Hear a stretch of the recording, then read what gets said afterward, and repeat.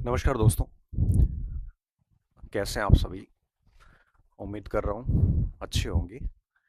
Offline classes होती है तो बच्चे रिस्पॉन्स कर देते हैं कि सर हम अच्छे हैं। चूंकि ऑनलाइन क्लासेस हैं तो रिस्पॉन्स आप कर नहीं पाते, तो मैं मान लेता हूँ कि आप अच्छे होंगे। आज का जो हमारा ये सत्र है, इसमें हम एक नए विषय के साथ में बात करेंगे। ये सीरीज हमने शुरू करी थी कुछ महीने पहले। इसमें हर 15 से 20 दिन में हम एक ऐसे सत्र का यूट्यूब पे अपलोड करते हैं जो आपसे जुड़ा हुआ है। जैसे पिछले सत्र में हमने बात करी कि एक एक अच्छे विद्यार्थी का अच्छा शेड्यूल क्या हो सकता है सुबह से शाम तक का। उससे पहले हमने बात करी थी कि विषय वस्तु को कैसे याद करें, है ना। इस तरह से हर 15-20 दिन में हम एक ऐसा सत्र लेते हैं जो विद्यार्थियों से केंद्रित है, जो इस पे बात करेगा कि पढ़ाई को किस तरह से ठीक तरीके से किया जाए। या मतलब अगर कोई बेसिक त्रुटि आपसे हो रही है, कई बार क्या होता है कि विद्यार्थी को पता नहीं चलता कि वो त्रुटि कहीं कर रहा है। तो जब कोई शिक्षक बता देता है तो उसको पता चल जाता है कि हाँ, इस चीज़ को थोड़ा ठीक किया जा सकता है। हालाँकि सारी चीज़ें ठीक होती है, बट कई बार चीज़ें समझ में नहीं आती कि गलती कहाँ हो रही है। तो उसी विषय पे है, और ये जो सेशन मैं ले रहा हूँ लगातार, पिछले शायद 3 सेशन हो चुके हैं। तो इन 3 सेशन का जो सोर्स है, वो सारा का सारा मेरा अनुभव है।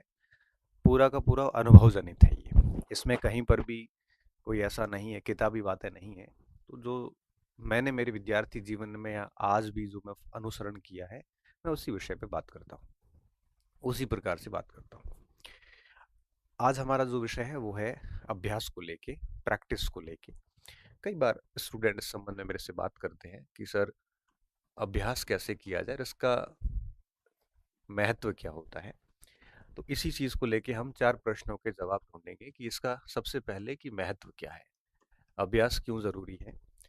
एक विद्यार्थी अगर अभ्यास नहीं करता है तो आप मान के चलिए कि वहां तो वो पास नहीं होगा, और पास हो भी गया तो रैंक बहुत पीछे चली जाएगी।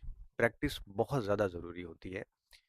महत्व के संबंध में मैं सिर्फ इतना कह सकता हूँ कि जैसे आप तैराकी सीखना चाहते हैं, स्विमिंग सीखना चाहते हैं, आपने स्विमिंग के सारे रूल्स पढ़ लिए, क्या आप अच्छे तैराक बन सकते हैं? नहीं। रूल्स पढ़ने से आप तैराक नहीं बन सकते। आपको उतरना पड़ेगा।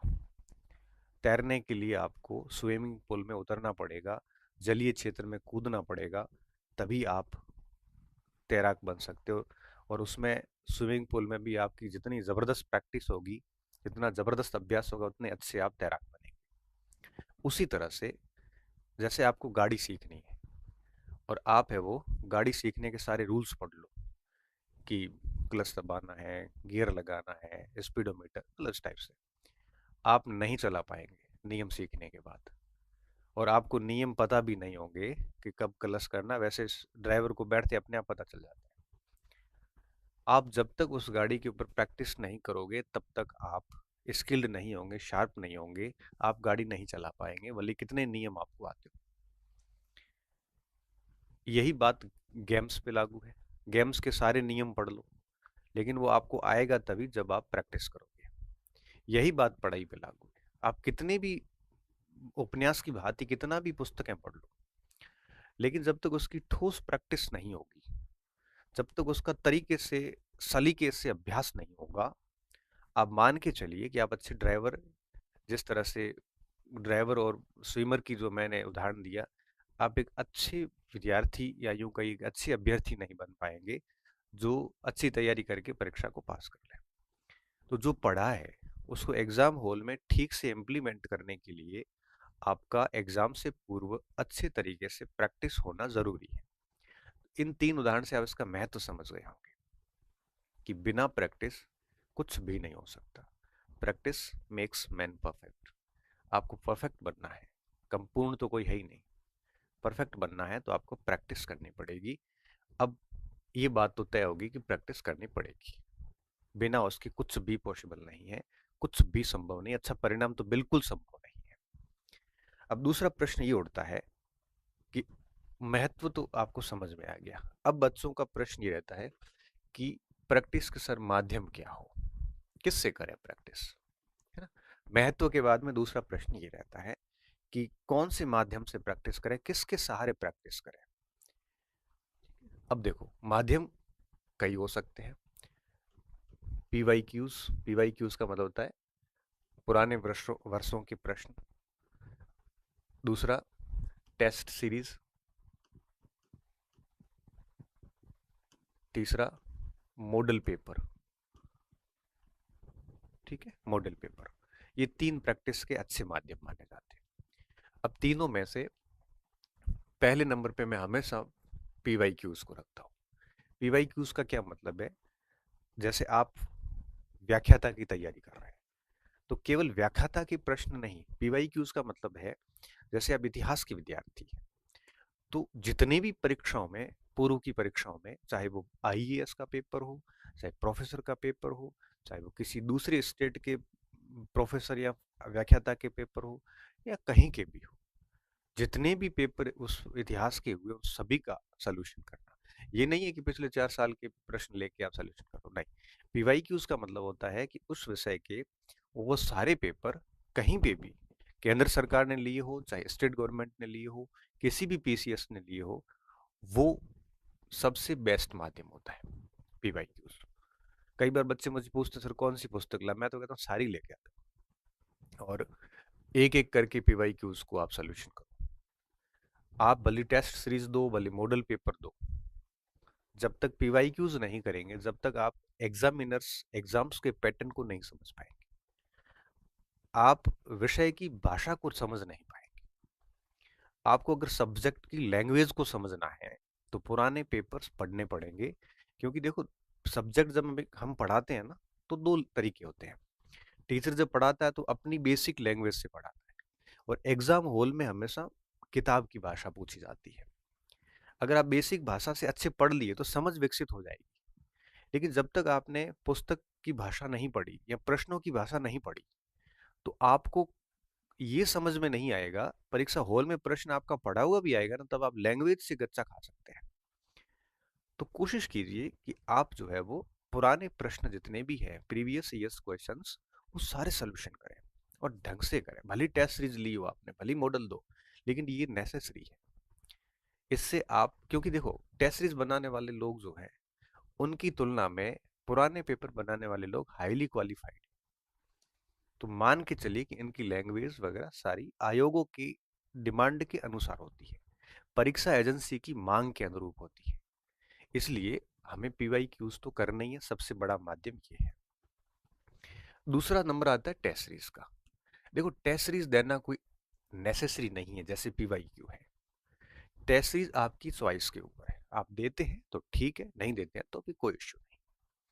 हम लोगों के समय टेस्ट सीरीज थी नहीं, मैंने एक आईएएस की टेस्ट सीरीज दी थी, लेकिन पेपर इतने टफ थे कि मार्क्स आते नहीं थे। 3-4 टेस्ट देने के बाद में हमने छोड़ दिया था, ये कहते हुए कि टेस्ट सीरीज सही लेवल की नहीं है। ये नहीं कि हमारा लेवल खराब है, टेस्ट सीरीज सही लेवल की नहीं है। ऐसे करते करते मैंने 4 एक टेस्ट देके छोड़ दी थी। तो जरूरी नहीं है ये। जरूरी क्या है? ये नेसेसरी है, ये चॉइस है आपकी। ऐसा नहीं है कि सर टेस्ट दे रहे हैं हमने, पीवाई क्यों नहीं कर रहे, तो आप गलत कर रहे हैं। तो टेस्ट सीरीज अनिवार्य नहीं है। हाँ, अगर आप चाहते हैं कि आपका आंकलन हो, आप सोचते हो कि मार्केट में आपकी क्या स्थिति है, जैसे 100-500 बच्चे बैठे हैं, उनमें से आपका क्या स्थिति है, टेस्ट सीरीज आपका आंकलन करवा देता है। और ये टेस्ट सीरीज मुझे लगता है आंकलन के लिए ही बेस्ट है। दूसरा, टेस्ट सीरीज थोड़ा टाइम मैनेजमेंट, समय प्रबंधन कर लेता है। क्योंकि ओएमआर सीट पे अगर आप ऑफलाइन देते हैं तो एटलीस्ट आपको पता चल जाता है कि आपको टेस्ट पेपर करने में कितना समय चाहिए, और आप समय के अनुसार पूरा कर लेते हैं। बाकी मैं आपको बताऊं, टेस्ट सीरीज के आप 100 टेस्ट दे दो और कोई एक परीक्षा, मुख्य परीक्षा के हॉल में जाके एक पेपर दो, बराबर माना जाता है। तो टेस्ट सीरीज आंकलन करवा सकता है, टाइम मैनेज करवा सकता है कि भाई आपको पता नहीं चलता कई बार आप 3 घंटे में इतने प्रश्न कर पा रहे हो कि नहीं कर पा रहे। बाकी एक मैं और बात बताऊं, टेस्ट सीरीज के सवाल परीक्षा में आए, इसका चांसेस 1% है। 100 प्रश्नों में से एक आधा सवाल आ सकता है, 99 नहीं आएंगे। देखो, भले टेस्ट सीरीज हिस्ट्री पॉइंट की हो, चाहे सक्सेस पॉइंट की हो, चाहे भारत राजस्थान की विभिन्न कोचिंग संस्थानों की, आप अगर इस उद्देश्य से टेस्ट दे रहे हैं कि इसके सवाल परीक्षा में आएंगे, तो आप गलत हैं।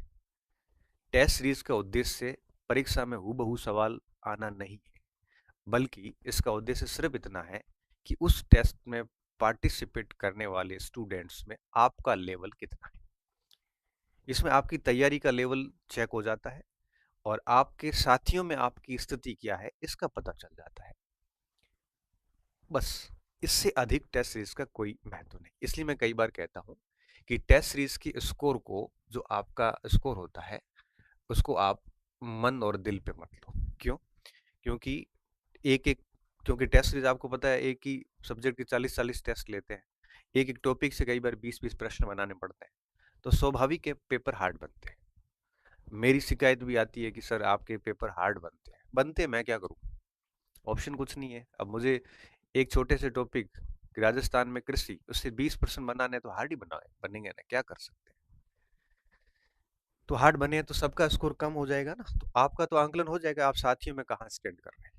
इसलिए मैं कहता हूँ इसका स्कोर को दिल पे नहीं लेना चाहिए, बस सोल्यूशन कर लो, साथियों से अपना आंकलन कर लो, और अपने साथियों में आप अगर 20वें स्थान पे हैं तो कोशिश करो कि आप आगे 15वें पे हो, कोशिश करो कि आप 10वें पे चले जाओ। धीरे धीरे अपनी रैंक को ठीक करने की कोशिश करो, आंकलन होता रहता है, इससे ज्यादा कुछ नहीं है। बाकी अगर आप ये सोचते हैं कि नहीं, ये मेंस परीक्षा में पेपर में प्रश्न आएंगे, तो बहुत गलत सोच रहे हैं आप। एक और बात, टेस्ट सीरीज के लेवल का और एजेंसी की परीक्षा के लेवल का, चाहे आयोग हो, चाहे आरएमएसपी हो, चाहे यूपीएससी हो, कोई लेवल मैच नहीं करता। क्यों? क्योंकि देखो, हम जो टेस्ट बनाते हैं, हमारे जो लोग हैं, ये कितना भी बना दे, आरपीएससी के लेवल को मैच नहीं कर पाता। और आरएमएस भी है, उसके लेवल को भी मैच नहीं कर पाता, क्योंकि वो लेवल बहुत कम है, टेस्ट सीरीज का लेवल बहुत हार्ड रहता है। तो तीसरा, कोचिंग सेंटर्स वगैरह जो होते हैं, हम लोग भी जनरली हम हमारे सोर्सेस का यूज लेते हैं। अब जरूरी नहीं कि आरपीएससी और आरएमएस भी आपकी हमारी सोर्स के अनुसार पेपर बनाए। तो थोड़ा सा टेस्ट सीरीज का रहता है कि टेस्ट सीरीज का और आयोग का या आरएमएसपी का आपस में बहुत अच्छा रिलेशन है नहीं।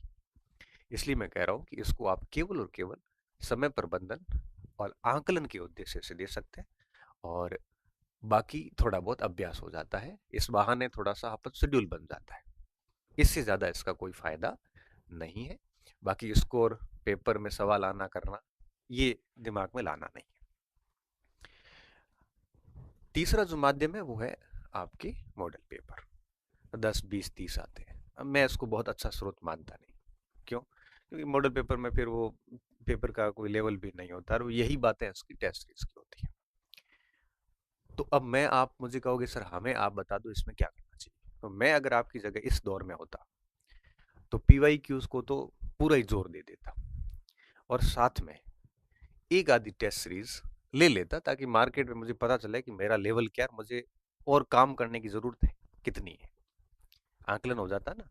जैसे आप एथलेटिक्स हो, 100 मीटर के, आप अगर साथियों के साथ दौड़ेंगे नहीं तो आपको पता नहीं चलेगा कि आपका लेवल कहाँ पे है, आपको और कितना इम्प्रूव करने की आवश्यकता है। तो थोड़ा सा आंकलन के लिए ऐसे ले लेता टेस्ट वगैरह, और टेस्ट भी ऐसा जो या तो वीकली हो, या फोर्टनाइटली हो, या मंथली हो। डेली वाला तो मैं कभी नहीं करता, क्योंकि डेली वाले में प्रेशर बना ही रहता है दिमाग में, और हर दिन टेस्ट के चक्कर में आदमी पिछड़ जाता है। बड़ा बड़ा क्लियर फंडा, मैंने इसके ऊपर एक बार आर्टिकल लिखा था, तो सूरतगढ़ के लोग सारे नाराज हो गए मेरे से कि आपने ऐसा क्यों लिखा। मैंने मेरा अनुभव ही लिखा था, क्योंकि मैं डेली टेस्ट सीरीज के खिलाफ रहा हूँ, हमेशा से खिलाफ रहा हूँ। डेली टेस्ट की बजाय 7 दिन में एक देते ठीक है, नहीं तो डेली, हालांकि कुछ बच्चों को डेली टेस्ट अच्छा लगता है तो उनको दे देना चाहिए। मैंने मेरा मत बताया था कि डेली टेस्ट में क्या होता है, सुबह से शाम माइंडसेट में यही रहता है टेस्ट देना है, टेस्ट देना है। फिर वो पूरा दिन वही पढ़ते हैं, फिर दूसरे दिन भी वही सेम कंडीशन आती है, फिर वो क्या है कि समग्र तैयारी नहीं कर पाता, और फिर रैंक ऊपर नीचे होती है तो टेंशन और हो जाती है। तो इससे अच्छा है कि 7 दिन में एक टेस्ट दे दो, बात खत्म। टेस्ट सीरीज को इतना ज़्यादा सीरियस लेना नहीं चाहिए, मतलब पेपर बैठो बढ़िया, सारी चीज़ें अच्छे से करो, इम्प्रूवमेंट की कोशिश करो, ये करना ना चाहिए। इससे क्या होता है कि थोड़ा सा वीकली हो या मंथली हो तो वो थोड़ा बढ़िया रहता है, अपना बहुत क्लियर फंडा है। दूसरा क्या होता है, टेस्ट सीरीज में अगर आप अपने कंटेंट सजेस्ट करते हो कि इसी को पढ़ के टेस्ट देना है, तो मैं उसके भी खिलाफ रहता हूँ, क्योंकि हर बच्चा अपनी सामग्री पढ़ने के लिए स्वतंत्र है। अब मैं जैसे हिस्ट्री पॉइंट का टेस्ट ले रहा हूँ या सक्सेस पॉइंट ले रहा है, कोई भी ले रहा है, उनको कहा होगा कि बच्चा जो पढ़े वो पढ़ो, और आपको भी सक्सेस पॉइंट हिस्ट्री पॉइंट के कंटेंट से पेपर बनाने की आवश्यकता नहीं, आपको फ्री हो, आप बुक से बनाइए, आरबीएससी एनसीईआरटी सब सहारा लीजिए। टीम बनाती, देखो मैं तो नहीं बनाता, मैं लास्ट में वेरीफाई जरूर करता हूँ, पेपर के लेवल सच में हार्ड होते हैं, बट मैं कहता हूँ भाई हार्ड रखिए, और तो क्या कर सकते हैं, हार्ड है सबके लिए, आंकलन ही हो रहा है। तो टेस्ट सीरीज में ऐसा हो कि कंटेंट के लिए आप स्वतंत्र हो। कई जगह कंटेंट के लिए भी डाला जाता है कि नहीं ये किताबें पढ़नी है, फिर वो क्या होता है, कोचिंग और लेखकों के बीच में आपस में टाई अप हो जाता है, उनका कमीशन चले जाते हैं इस तरह से। तो मैं हम कभी भी इस बात के पक्ष में नहीं हूँ कि हाँ ये पढ़ा जाए। हाँ, सजेस्टेड बुक ले सकते हो कि भाई ये सजेस्टेड पुस्तक है, इनमें से आप है वो पढ़ सकते हैं, और मुझे लगता है कि आजकल सब स्टूडेंट को पता है कि किसके लिए क्या क्या पढ़ना है। बस आप टेस्ट ले लो, बाकी चीज़ें हस्तक्षेप बच्चे की सामग्री में नहीं करना चाहिए। और बच्चों को भी मैं यही कहता हूँ कि टेस्ट दे दीजिए, भूल जाइए कि क्या है क्या नहीं, स्कोर कम है तो कोई बात नहीं, आंकलन कर लो थोड़ा और, इस तरह से ये टेस्ट सीरीज। तो मैं आपकी जगह होता, तो जैसे मान लो मुझे 4 घंटे देने हैं या अभ्यास जैसे करना है, तो अभ्यास का 90% टाइम मैं पीवाई की उसको देता, 10% टाइम मैं टेस्ट सीरीज को देता, इस पे समय खराब नहीं करता। क्लियर? ये महत्व हो गया। और टेस्ट का माध्यम क्या हो सकता है, पीवाई क्यू को हल करना बहुत ज्यादा जरूरी है। अब तीसरा प्रश्न बच्चों के दिमाग में आता है कि अभ्यास सर कब किया जाए। कई प्रश्न होता है कि सर जैसे मेरा सिलेबस हुआ नहीं, तो मैं अभ्यास करूं या सिलेबस पूरा करने के बाद करूं, किस समय अभ्यास किया जाए। ये प्रश्न भी बहुत ज्वलंत प्रश्न है जो स्टूडेंट अक्सर पूछते रहते हैं।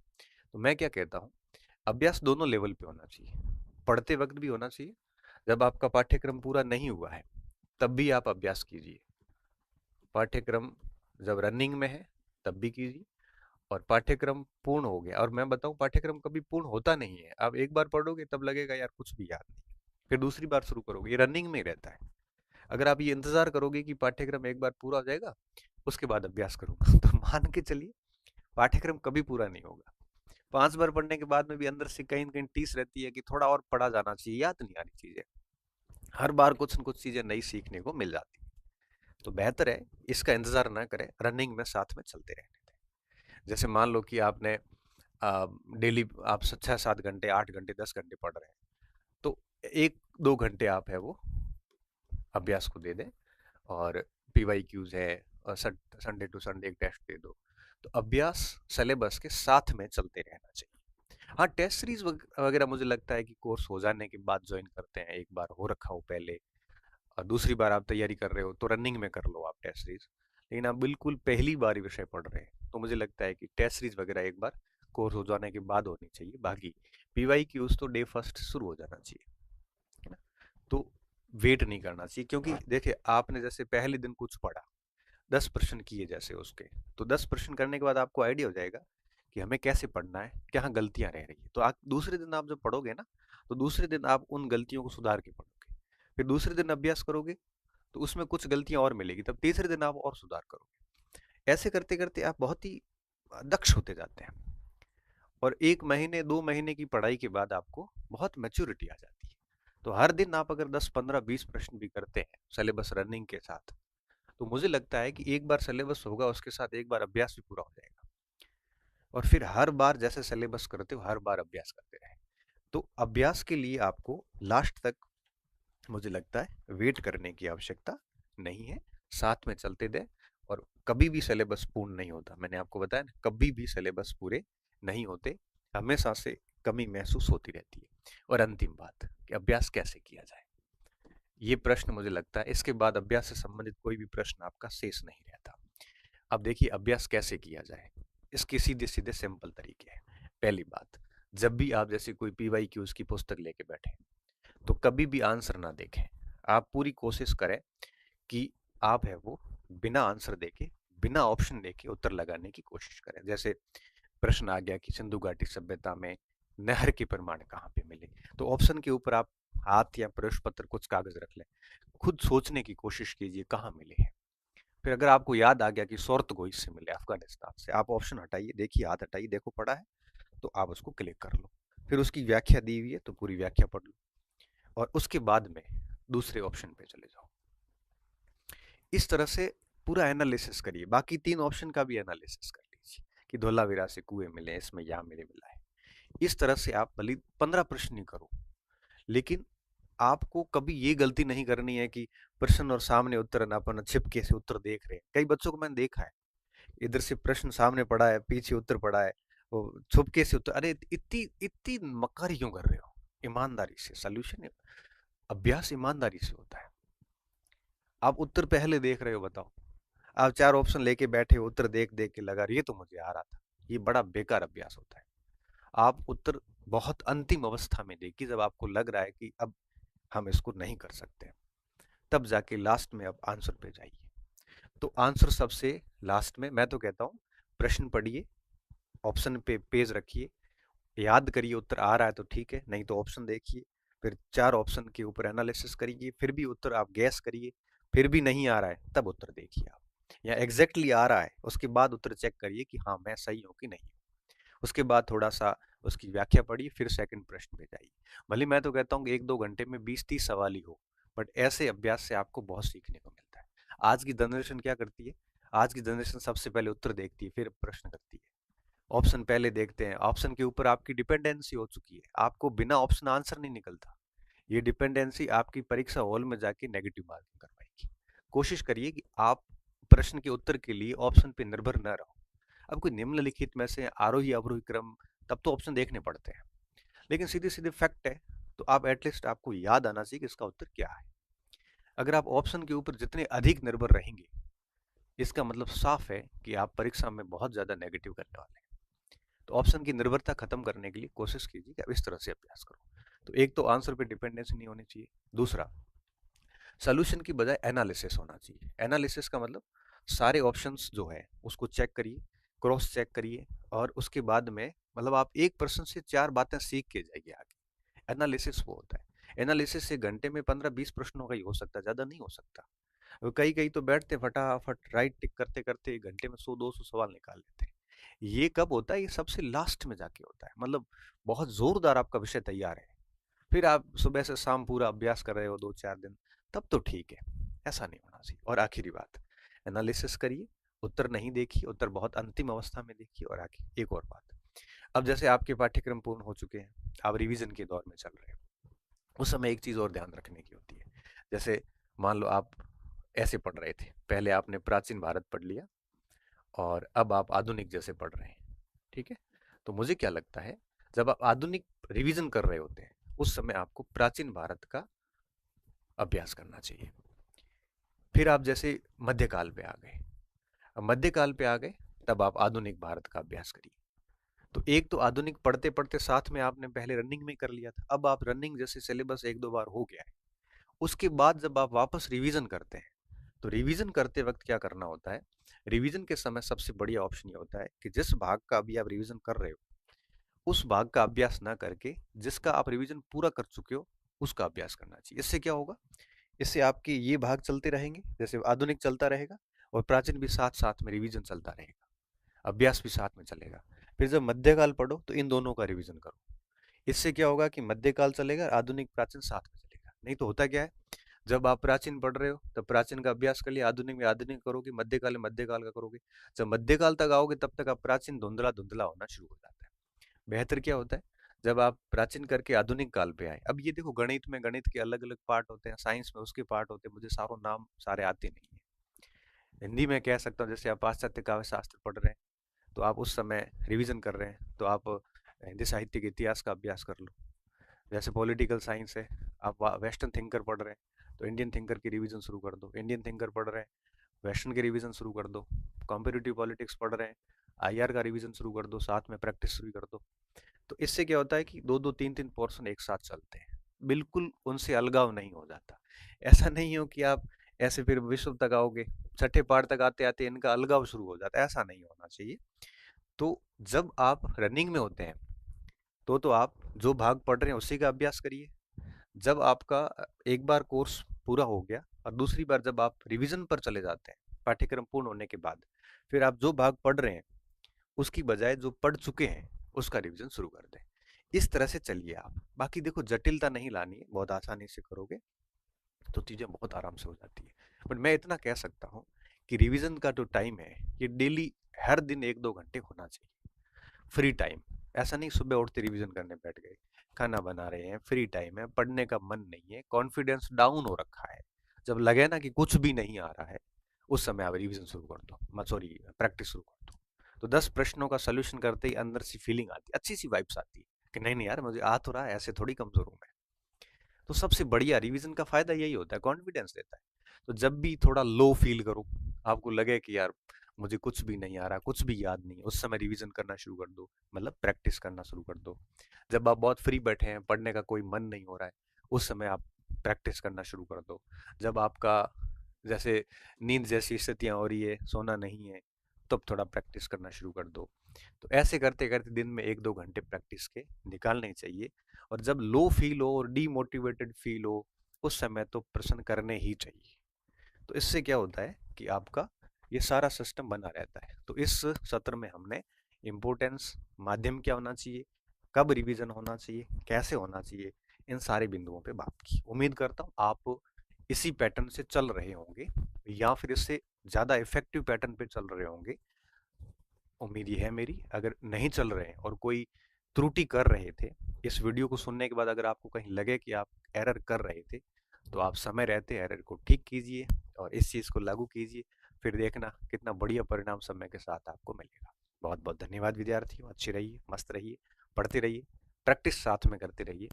और नेक्स्ट वीडियो किस विषय पे बने, नेक्स्ट वीडियो में आपको बनाऊंगा 10 दिसंबर, 10 से 15 दिसंबर के बीच में। ठीक है, क्योंकि 20 दिन के बाद ही बात करने का आनंद आता है। मैं चाहता हूँ कि ज़्यादा बात नहीं करूँ, 15-20 दिन में एक आधे ऐसे ज्वलंत विषय पे बात करूँ, ताकि आप जहाँ बेसिक गलतियाँ कर रहे हैं वो आप ठीक करो। ठीक है, तो आप कमेंट बॉक्स में विनम्रता के साथ सुझाव दे देना। डेफिनेटली उस विषय पे आगे अगली वीडियो बात करूंगा जो 10 दिसंबर के बाद होगी। ठीक है, बहुत बहुत धन्यवाद विद्यार्थियों, पुनः धन्यवाद। हंसते रहिए, मस्त रहिए, स्वस्थ रहिए और पढ़ते रहिए।